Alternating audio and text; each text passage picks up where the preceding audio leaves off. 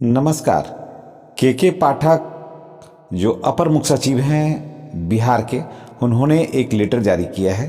के पाठक तो ऐसे प्रतिदिन कम से कम 3 लेटर जारी करते हैं कम से कम, तो उसी में एक लेटर ये भी जारी किया है कि अब विद्यालय में जो निरीक्षण का जो समय है उसमें सुधार किया जाएगा। अब विद्यालय को 3 श्रेणी में रखा गया है, क, ख और ग। जी हाँ, उन्होंने ऐसा महसूस किया है कि शिक्षक जब विद्यालय का सुपरविजन होता है तो शिक्षक वहाँ से फिर चले जाते हैं या फिर किसी अन्य कार्य में लग जाते हैं। तो उनका कहना है कि नहीं, विद्यालय को अब ऐसे समय में जांचा जाए जिससे कि शिक्षक वहाँ पर मिलें और शिक्षकों को ये लगे कि विद्यालय जो है अब किसी भी समय में उनकी जांच होगी। तो इसलिए उसके लिए उन्होंने निर्देश दिया है कि विद्यालय को 3 श्रेणी में रखिए।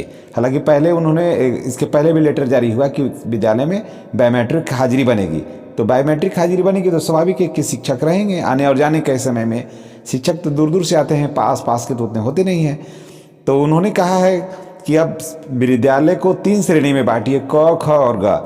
क में वैसे श्रेणी को जहाँ निरीक्षण पहली पाली में हो, जहाँ सवेरे ही हो जाए, और निरीक्षण सुबह पहली पाली का मतलब है कि सुबह 9 बजे से 12 बजे के बीच में हो जाना चाहिए। उसको ए श्रेणी में रखिए। श्रेणी बी में रखिए वैसे विद्यालय जहाँ निरीक्षण दूसरी पाली में हो, यानी कि 2 बजे से लेकर के 5 बजे तक, उसको बी में की श्रेणी में रखना है।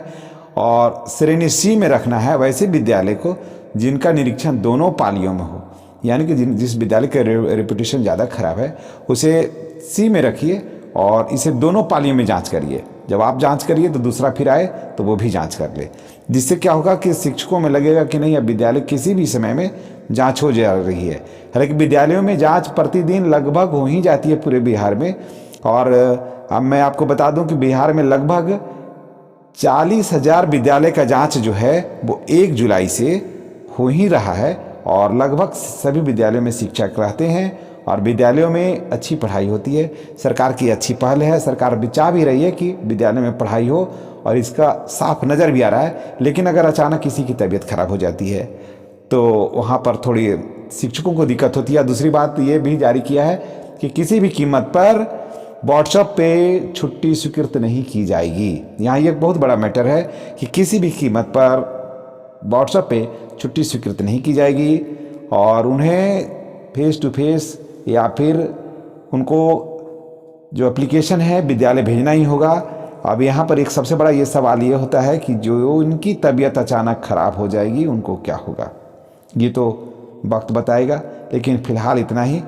आने वाला कल जो है आपका सुखद, सुखमय और मंगलमय हो। इन्हीं बातों के साथ, इन्हीं मंगल कामना के साथ हम आपसे विदा लेते हैं। नशा मुक्त हो जाए बिहार, सुरक्षित रहे घर परिवार। धन्यवाद।